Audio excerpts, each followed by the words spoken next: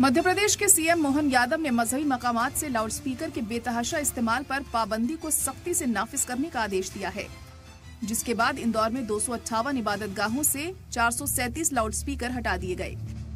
वहीं भोपाल में मजहबी और दूसरे इदारों से 96 लाउडस्पीकर हटा दिए गए। पूरी रियासत में इसी तरह की मुहिम चलाई जा रही है। हम लोगों ने कल पूरे जिले में ही कार्रवाई की गई है, अपने नगर में भी कार्रवाई की गई थी। इस संबंध में सारे धार्मिक स्थलों के जो नियंत्रक प्रबंधक थे उनको आज बुलाया गया था। उनको शासन के प्रावधानों से अवगत कराया गया और उनको ये भी बताया गया कि वो सहमति से सारी अपने शासन प्रशासन का सहयोग करें।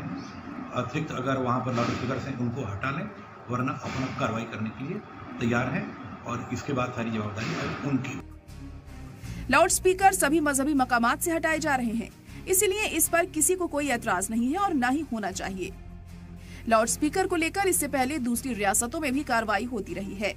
यूपी, मुंबई, गुजरात जैसी रियासतों में लाउडस्पीकर की आवाज को या तो बंद किया गया या फिर कम किया गया है। लेकिन सवाल यह है कि लाउडस्पीकर को लेकर इतना शोर क्यों है? क्या लाउडस्पीकर इबादत के लिए जरूरी है? 2020 में इलाहाबाद हाईकोर्ट ने लाउडस्पीकर से अजान की मांग वाली एक अर्जी को खारिज करते हुए कहा था कि लाउडस्पीकर से अजान बुनियादी हक नहीं है। कोर्ट ने कहा कि अजान इस्लाम का अटूट हिस्सा है, लेकिन लाउडस्पीकर से अजान देना इस्लाम का हिस्सा नहीं है। 2017 में सिंगर सोनू निगम अपने एक ट्वीट की वजह से तनाजे का शिकार हो गए थे। उन्होंने लिखा था कि मैं मुसलमान नहीं हूँ, पर मुझे सुबह में अजान की वजह से जाग जाना पड़ता है। अजान दिन में 5 मरतबा नमाज पढ़ने के लिए मस्जिद से दी जाती है, जिससे लोगों को नमाज के वक्त का पता चले और वो मस्जिद पहुंचकर नमाज पढ़ें। हजरत मोहम्मद सल्लल्लाहु अलैहि वसल्लम ने ये रिवाज मदीना में बसने के बाद और वहां मस्जिद-ए-नबवी की तामीर के बाद शुरू किया था। 5 वक्त की नमाज के लिए लोगों को मस्जिद में बुलाने के तरीके के बारे में उन्होंने मशवरा किया, लेकिन आखिर में उन्होंने अपने स्याह फाम गुलाम हजरत बिलाल को चुना। लेकिन जैसे जैसे वक्त गुजरता गया, नई तकनीकें इजाद होने लगी, बड़ी बड़ी इमारतें बनने लगी, वक्त देखने के लिए घड़ी, अलार्म के लिए मोबाइल बने, तो अजान के लिए लाउडस्पीकर का भी इस्तेमाल होने लगा।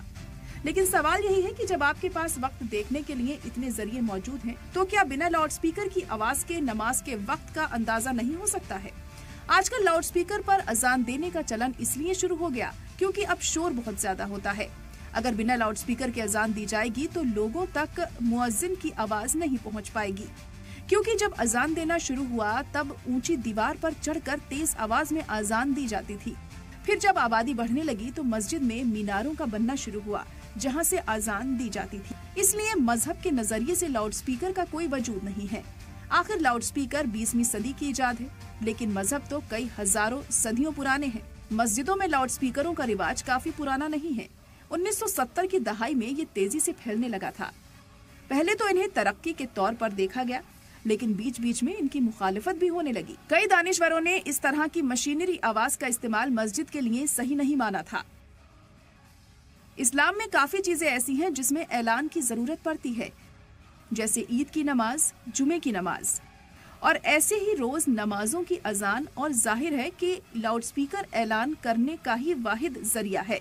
और इस्लाम में है कि जो काम आसानी पैदा करे और वो हराम ना हो तो उसका इस्तेमाल करना चाहिए, लेकिन किसी को परेशान या खलल पैदा किए बगैर। इसीलिए लाउडस्पीकर को अगर कम आवाज में इस्तेमाल किया जाए तो इससे किसी को ऐतराज नहीं होना चाहिए। ब्यूरो रिपोर्ट, सलाम टीवी।